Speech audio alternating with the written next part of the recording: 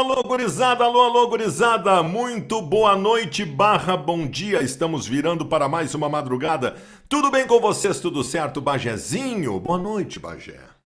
Boa noite, ô Baldar. Sabe que agora eu tava girando aqui, me lembrei daquela música que dava no final do ano, acho que era da Globo. Depende de nós, e o palhaço não seja engraçado. Eu gosto da música da... Meu sonho era voltar para RBS só para gravar no final do ano. Vida é o grito de gol abraçado com Maurício Saraiva, com o Lucianinho, com o Pedro Sabe Ernesto, que... com o Rodrigo Oliveira, com Mas todo o pessoal. tu tinha que ter uma estratégia, né? Minha estratégia era o seguinte: eu colava no Pedro Ernesto Tenardim, na Cris Silva, na Alice Bastos Neves, porque eles com certeza iam aparecer. E Isso. aí. Não, tem Porque muita senão gente, os caras tem te muita botavam lá gente, no fundão. tem muita gente que veste branco, passa a tarde inteira gravando, Não passa. não aparece. Vai do cabeleireiro. Cara, teve uma vez que tinha um show do Tiaguinho lá. Na época acho que eram 5 mil colaboradores, né? Pô, show do Tiaguinho, todo mundo vai ir, né, cara? Aí tinha assim, vai aí, tá liberado o acompanhante? Não. Aí todo mundo assim, tá, mas como assim? Não, cara, são 5 mil colaboradores, se cada um levar um acompanhante, são 10 mil pessoas. Tem que dobrar comida, bebida. Pô, fazia sentido, né? Era muita gente. Ô Ai, Bagé, ai. deixa eu começar, porque eu quero falar de uma situação que está me incomodando bastante no Internacional. Eu acho que vale análise. Eu falo do goleiro Rocher. Hum. Só para busca, porque não joga, né? Rocher não joga no Internacional, um negócio impressionante. Só para buscar, e é importante fazer essa recuperação. O Rocher foi contratado pelo Internacional antes da Libertadores de 2023. O goleiro do Inter titular era John. Um belo goleiro que depois foi campeão da Libertadores, fechando o gol com o Botafogo. Mas o Inter entendeu que ele não estava preparado para a Libertadores e o Inter queria um goleiro de mais estofo. O Rocher, que realmente tinha mais estofo, goleiro da seleção uruguaia, e eu acho que, né, reconhecidamente, um belo goleiro. Só que ele tem tido problemas importantes no Internacional em relação a lesões. Começou tudo com aquela condução horrorosa que o Internacional fez com aquele problema das costelas que ele teve lá em 2024, que ele inclusive num Grenal toma 2 gols do lado dele porque ele estava com medo de 2 pular. anos Mas atrás.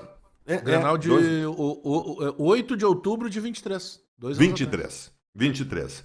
Então, assim, o Rocher já teve problema na costela, teve problema no dedo, teve problema no joelho, ele não joga. Sabe que eu lembrei, esses dias eu falei sobre isso no meu programa. Tu sabe qual foi um dos melhores zagueiros que eu vi jogar com a camiseta do Internacional em qualidade técnica? Um dos melhores zagueiros que eu vi jogar no Inter. Gamarra? Não, também, óbvio. Gamarra, Mauro Galvão. Mas um que ninguém vai falar. Porque ele não fez história no Inter, ele mal conseguia jogar no Inter. Gonçalo Sorondo. O Sorondo, esses dias eu vi um gol dele contra... Qual foi o jogo que ele fez? Contra aquele Estudiantes lá de 2010 no Internacional. O primeiro jogo no Beira-Rio foi 1-0, o Inter, gol do Sorondo. O Sorondo era fabuloso. Sorondo foi jogador da Inter de Milão, gurizinho, foi vendido pra lá. Ele era fabuloso zagueiro, só que de vidro. De vidro. Ele quebrava toda hora. E o Rocher também é assim. Eu não vou condenar alguém por se machucar. Eu não posso criticar o Rocher por se machucar. Eu não tenho condição de fazer isso. Seria uma insanidade, uma irresponsabilidade. Se machucou, machucou. Agora, eu posso fazer considerações de que daqui a pouco o cara é frágil. O Sorondo era frágil.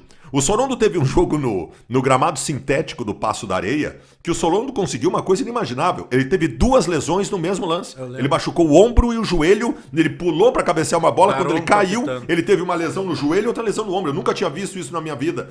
E o Rocher parece ser de vidro também. E aí, cara, embora a gente não possa condenar ele, Bagé, mas é um problema para nós, né, cara? É um problema para nós, eu não consigo ter esse goleiro.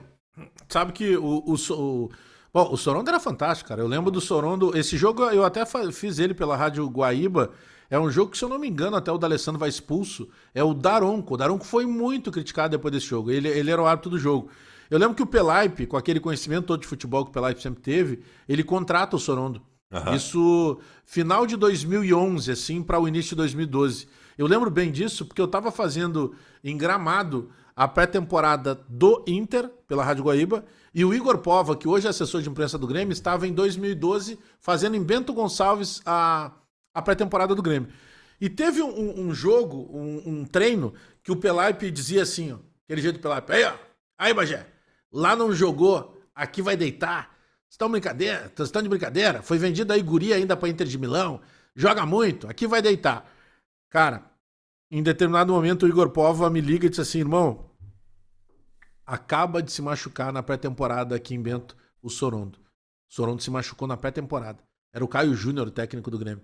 E ele acabou não jogando. Eu concordo contigo, ele jogava muita bola, mas ele se machucava muito. É que a questão do Rocher, assim, quando o Rocher E aí o Pelaipe rescindiu o contrato com ele. Depois da lesão, eles fizeram como um acordo e rescindiu o contrato. Foi falado pelo Pelaipe, cara, o período de recuperação vai demorar muito e, cara, ele já teve tanta lesão grave que a gente já não sabe mais, né, o que esperar dele. Bom, a questão do Rocher, quando o Rocher foi contratado pelo Inter, ele tinha negociado, tinha sido oferecido para jogar no Grêmio. E ele até não fechou pelo Grêmio, não por questão de lesão, ele não fechou porque na época o Antônio Brum achou muito caro pagar por um goleiro, embora ele seja um goleiro de seleção. E esse peso que ele chega é justamente isso. Pô, Rocher, goleiro de seleção uruguaia e tal. E ele fez alguns jogos notáveis. Eu lembro sempre aquele jogo contra o River Plate, lá em River, que, nossa, eu secando o tempo inteiro. Eu disse, não, eles não vão escapar. Não, eles não vão passar pelo River dentro Aquele jogo era para ter sido 5-1. 5-1 era o resultado daquele jogo. Cara, se não fosse o Rocher, era 5-1 pro River Plate. Ele fechou o gol. Era o River do Demichelis ali, fechou muito gol. Mas ele se machuca muito. Tu sabia? Outro dia o Paulinho nos falou isso. Ele não jogou o Campeonato Gaúcho pelo Inter ainda. Só pra gente ter uma ideia. Ele não jogou. Ele não jogou o Gauchão de 24 nem o Gauchão de 25. Cara, e isso tem peso, porque ele é um goleiro titularíssimo. E quando tu tem um Rocher, e aí que eu acho que vem o problema do Inter, quando tu tem um Rocher, tu não vai contratar um goleiro do mesmo naipe. Tu vai apostar na reserva por um goleiro menos conhecido ou por um goleiro da base. Tu não tem como trazer um grande goleiro para ser reserva do Rocher, porque o Rocher não vai ser teu reserva. Só que eu acho que... E isso que tu falou aí, eu acho que a gente falou mais da questão da costela, teve o próprio episódio do pino na mão, né? Ficou mal explicado, que estava incomodando ele, que ele foi fazer outro procedimento cirúrgico. Assim, eu não vou lembrar agora os percentuais de jogos, mas o Paulinho, quando passou, eu acho que de 52 jogos, ele tem 15 participações. Cara, é muito pouco, máximo, assim. É muito pouco. O custo-benefício dele é terrível. Não, o Rocher, se eu não me engano, era junho ou julho, e ele tinha jogado uma partida com a camisa do Inter. Que é o jogo que ele volta contra o Flamengo no Maracanã, se machuca ali, sai e não volta mais depois. Eu lamento, cara, porque isso atrapalha a organização, né, Bagé? Daqui a pouco tu tá pensando em recomeçar uma temporada e tu pensa, bom, goleiro, o que eu tenho? Eu tenho o Rocher. Eu tenho o Rocher? Será que eu tenho o Rocher? E aí, aí tu não contrata...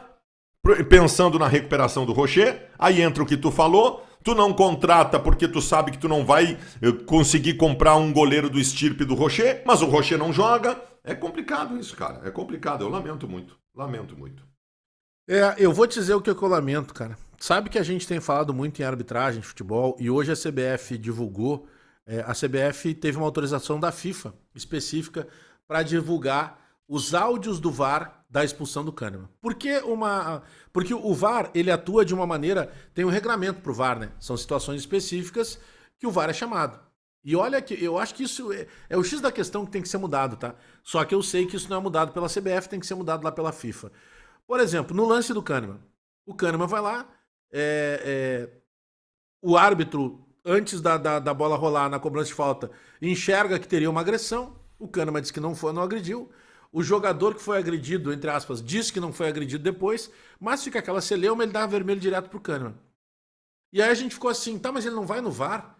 Aí eu na jornada disse, não, ele não vai no VAR porque o VAR não chamou, né? Porque ele só pode ir quando o VAR chama. E eu acho que isso tem que mudar, por exemplo, na FIFA. Eu acho que o VAR tem que estar ali, ô, Baldasso, peraí. Cara, não foi vermelho, velho, foi azul.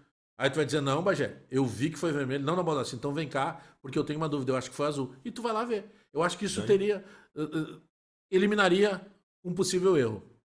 Só que no jogo, a gente não tem noção do que está acontecendo de conversa. O que a gente pensava? Ele expulsou o Kahneman está dizendo que não, o jogador do adversário está dizendo que sim, e o Kahneman agora está dizendo que não vai sair de campo. Era isso que a gente estava enxergando. Aí, Para não quebrar o regramento do VAR, a CBF solicitou à FIFA autorização para liberar os áudios para esclarecer, mesmo não sendo um lance em que o VAR tenha chamado o árbitro. E aí vem a parte pior, porque eles conversam o tempo inteiro. E eles conversam o tempo inteiro com o árbitro. Tem um auxiliar, que o apelido dele é Palmito. Aí pra ter um nível, ele em determinado momento o cara diz, Palmito, mas vê pra mim aí a câmera tal, Palmito. O Diogo Rossi ficou puto, eu não tanto, porque né, eu já sou da zoeira também, então acho que não muda nada chamar o cara de Palmito, ou pelo nome. Mas o Diogo ficou puto e ele não tá tão errado assim. Acho que isso dá uma ideia de que os caras não estão tão focados ali e não estão sendo tão profissionais. Bom, a partir daí, o cara do VAR diz assim, olha, tem uma imagem clara. Primeiramente, não tem nenhuma imagem clara. Ele diz, foi um soco no rosto. Daqui a pouco alguém diz, foi uma cotovelada. Foi soco ou foi cotovelada? E aí tem duas frases muito arrogantes do árbitro do jogo. O Kahneman e o Marlon chegam e digam assim pra ele, cara, vai lá ver o VAR, o Kahneman disse. E ele disse assim, se tu mandasse em mim, eu iria. Tipo, eu não vou, não, é tu que manda em mim. Olha o nível, quinta série. E aí tem um determinado momento que ele diz assim, eu não vou lá ver o que eu já tenho certeza. E aí o VAR, ao invés de salvar, diz assim, não, fulano, vem cá, vem aqui dar uma olhada. Vamos tirar qualquer dúvida. O VAR diz assim, perfeita a tua decisão de campo, é cartão vermelho direto, ele realmente acertou. E aí tá feita a caca. Então, cara, quando tu vai atrás do problema, sabe aquela história disso assim, ó, quem procura acha. Toda vez que tu vai procurar alguma coisa no VAR, tu te incomoda mais ainda. O que mais me incomoda no VAR é justo... Cara, nós temos o áudio daquele lance do Corinthians, do Palmeiras e do São Paulo, em que o VAR diz que o jogador do Palmeiras escorregou. E só por isso atingiu o jogador de São Paulo. O cara deu uma tesoura, velho. O cara deu uma tesoura no jogador de São Paulo. Então, assim, é o famoso brigar contra a imagem, né? É o que tu tá dizendo. O cara que disse a imagem é clara de que houve um soco ou uma cotovelada do Kahneman. Cara, nós vimos todas as mesmas imagens que eles. As mesmas imagens que ele. Não tem nenhuma imagem de ângulo nenhum que mostre que o Kahneman agrediu. O Kahneman, aí sim é claro, aí sim me parece claro, ele se desvencilha. Que é uma coisa absolutamente normal. Daquele jeito do Kahneman, né? De braço aberto, fazendo escândalo. Mas ele não agride o adversário, cara. E isso é que me espanta. Que os caras que estão com o monitor na frente dizem que para eles, com clareza, houve uma agressão. Aí o que eu vou te dizer, cara? Aí é oftalmologista, né? Mas tu quer ver? Vamos para esse lance que eu concordo contigo, que é muito esdrúxulo até a justificativa do jogo lá, São Paulo e Palmeiras. Vamos imaginar que o zagueiro tivesse escorregado. Cara, é falta igual. Porque ele impediu a sequência de um lance dentro da área. Bom, se foi por querer, por imprudência, tu também comete um crime. O cara foi imprudente. Sabe, ele não queria fazer, mas ele fez. Cara, é pênalti de qualquer jeito, então não tem explicação. E eu não sei agora... Não importa se é doloso ou culposo, mas é crime. É crime. Então, eu não sei em que patamar a gente vai chegar para tentar mudar isso. Porque agora, para ter uma determinada punição, já se levanta uma outra questão. Ah, não, mas espera aí.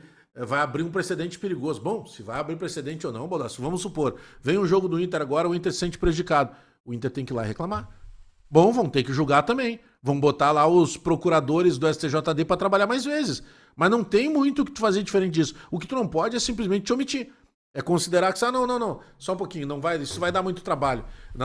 Vai abrir muito precedente, vai ter muita gente reclamando, que a gente não vai chegar em lugar nenhum. A gente fica dando círculo. E as preocupações da CBF. O presidente Samir Chaud, ele estava reparando um esquecimento que teve histórico do Grêmio. É que o Grêmio ganhou a Copa do Brasil de 89, né? E o Bahia foi 88, 89, acho que foi o Flamengo de novo, né? Não, o Vasco foi campeão em 89, campeão brasileiro. Então, teve a Supercopa do Brasil e o Grêmio ganhou. E o Grêmio nunca recebeu a taça, né? Daquela Supercopa do Brasil. E aí agora o presidente da CBF, vamos fazer uma solenidade, eu vou visitar aí na semana que vem para entregar a taça. O presidente cancelou agora a vinda para não parecer que ele está vindo fazer uma visita porque o Grêmio, de certa forma, pode ter os cartões anulados. Cara, olha a mistureba de coisa que se faz, cara. E a gente se dizia o país do futebol, Baldasso. Mas da onde que nós éramos o país do futebol? Cara, depois que o Sintra, o chefe da comissão de arbitragem, ficou brabo com a CBF pelo afastamento dos árbitros do final de semana, alegando que na grande maioria dos lances os árbitros acertaram, tu vai imaginar alguma modificação de que jeito? Porque quando acontece um negócio desses, eu, o trouxa aqui, eu imagino o seguinte, bom, o chefe da arbitragem agora tá vendo o final de semana, segunda-feira vai rolar cabeça. Segunda-feira vai rolar cabeça, segunda-feira é todo mundo dentro de uma sala, é mijada, volta pro aprendizado, volta a fazer o curso, O cara acha que os árbitros acertaram e ele briga com o presidente da CBF com afastamento. É o corporativismo. O futebol é feito de corporativismos e a arbitragem talvez seja o maior corporativismo de todos. Os árbitros se protegem. Tu mesmo disse que teve árbitro que errou no final de semana que estava fazendo story rindo no Instagram. Ele sabe que não vai acontecer nada. O árbitro do jogo do Grêmio. Ele estava fazendo stories, dando aquela corridinha. Cara, tá o Brasil dando pancada nele nas declarações, entendeu? Então tem algumas coisas, eu não sei, eu sinceramente eu não tenho já muita esperança que tenha grandes mudanças. Ô Baldassi, hoje no Debate Raiz se falou de uma possibilidade do Ramon Dias modificar completamente, eu não sei se só na questão de peças, mas também a questão do time, quem sabe até a formatação tática do Inter para esse jogo contra o Mirassol. Eu vou te dizer uma coisa, cara, eu não sei, tá? Se ele pode mudar tanto assim. Eu vou por uma ordem lógica, tá? Ele faz o primeiro jogo contra o Juventude, ele mal tinha chegado aqui, não tinha muito o que mudar. Aí ele vai lá e empata. Tá bom, empatou, não ganhou do Juventude, mas empatou. Aí ele faz um segundo jogo contra o Corinthians. Aí, poxa, o Corinthians estava desfalcado, tal, tem aquele pênalti, não sei o que. Não interessa. Ele empatou de novo o jogo. Aí ele vai pro jogo mais improvável, contra o Botafogo. E eu tinha certeza, cara, vai perder o Botafogo. O Botafogo tem mais time que o Inter. Ele vai lá e ganha do Botafogo. Pode contestar se teve um ataque aqui, um ataque lá. Ele ganhou do Botafogo. Para ele o que ele precisava era resultado. Aí ele no caso Ramon Dias e o Emiliano, eles param para a data FIFA. O jogo agora é fumaça. É um jogo contra o Mirassol, que acabou de ganhar do Fluminense, lá em Mirassol, e eu não sei se daqui a pouco ele já não vai com aquela coisa, cara, vou jogar fora de casa, é diferente de jogar dentro de casa. Eu não sei se ele não vai voltar a ser um pouco mais conservador, tá? E eu não sei nem se na questão de peças, eu acho que na questão até de esquema tático. Mas, ô Bagé, deixa eu te perguntar uma coisa. Vamos discutir juntos isso. O Internacional, a gente pode até dizer que o jogo contra o Botafogo foi um jogo de exceção.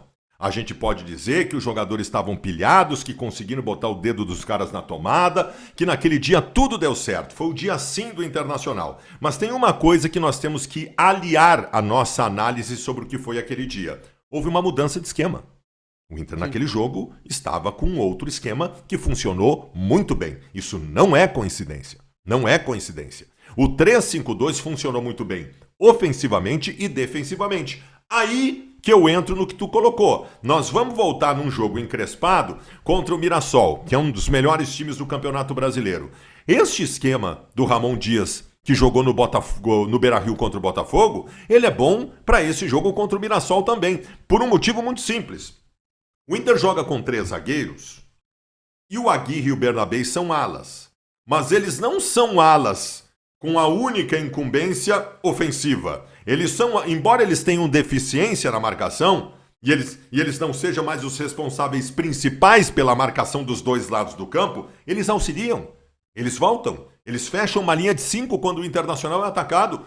Não precisa mudar o esquema. Aliás, não deve mudar o esquema. Esse esquema deu certo e eu acho que ele é completo o suficiente para jogar dentro e fora de casa.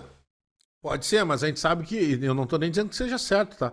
Mas a gente tá acostumado a ter uma prática diferente de postura de time quando tu joga em casa e quando tu sai pra jogar fora. Até porque, digamos lá, o Mirassol ele tem um jeito mais descompromissado de jogar, né? Quando tá dentro dos seus domínios, o Mirassol vai pra cima. Ganhou do Fluminense, por exemplo, fora de casa. Então eu acho que é mais por esse caminho, tá? Não sei. Porque ele não deu tempo de ajeitar muita coisa. Não tem nada definitivo neste momento no Inter. Os caras tiveram 3 jogos em 10 dias. Nada é definitivo. Agora, que o jogo contra o Botafogo apresentou indícios de coisas positivas que devem ser mantidas, eu não tenho nenhuma dúvida. Tem uma coisa que vai acontecer no Inter na sequência que pode mudar e mexer um pouco na cabeça do treinador em relação à formatação de time. Ali adiante, daqui uns 15 dias, vai voltar o Alan Rodrigues. É um jogador completamente diferente de quem tem jogado na segunda função do meio-campo. Agora está jogando o Bruno Henrique, por exemplo. Aí eu acho que vai caber a discussão. A volta de um jogador com tanta movimentação como o Alan Rodrigues no meio-campo do Internacional vai fazer com que se mude a formatação, ou para potencializar o que ele tem, ou pelo fato de que ele vai entregar coisas que eu não vou mais ter tantas necessidades de fechar uma linha de 5 num 3-5-2, aí eu acho que a gente pode discutir. Mas aí eu acho que o Alan Rodrigues entrega para ele um outro tipo de qualidade. O Alan Rodrigues, guardado as proporções, é a mesma coisa que quando o Mano tinha ali que escalar o Alex Santana, ele tinha que escalar o Dodi, o Camilo, e daqui a pouco ele recebe o Cuejar, daqui a pouco ele recebe o Arthur, guardado as proporções. Mas ele é um jogador que dá fluidez de meio campo. Não esquece que o Alan Rodrigues, pelo Roger, estava sendo escalado mais como operário do que como o cara que pudesse planejar, né? Tu tem o teu time do Grêmio escalado na cabeça? E esse teu time é o time do Mano Menezes? Mas aí tu disse, se eu tiver todo mundo à disposição, né? Hoje em dia é um pouco mais complicado, porque hoje tu vai ter o Volpe, que eu acho que por mais que agora tem uma... Sabe que tem uma meio que uma pressão assim, mas o Grando tem que renovar com o Grêmio. Cara, o Grando, eu compreendo o Grando, sabe? Eu acho que tu passou por isso também em determinado momento da tua carreira. A gente passou em momentos que tu tava no veículo grande, mas tu olhava assim, cara, eu posso fazer muito mais do que eu tô fazendo. E às vezes quem tá fazendo ali não tá entregando. Então, cara, eu tenho duas alternativas. Ou eu espero que um dia chegue a minha oportunidade, ou eu saio e vou tentar criar minha oportunidade. A gente optou pela segunda. Vamos sair e criar nossa oportunidade.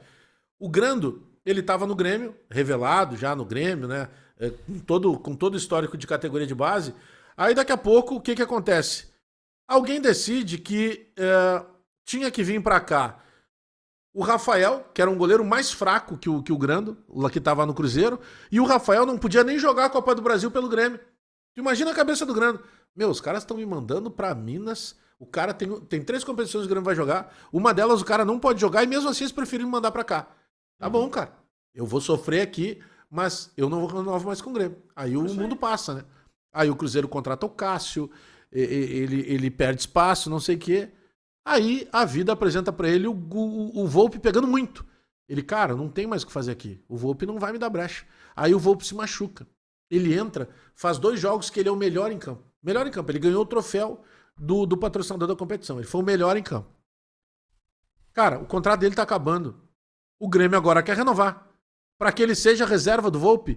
Eu compreendo o Grêmio, eu acho que eu renovaria também se eu sou dirigente. Mas eu também compreendo o jogador Baldasso, que ele não queira renovar. Porque no lugar dele eu também não gostaria de renovar. No lugar dele eu também não. Porque aí é questão de personalidade.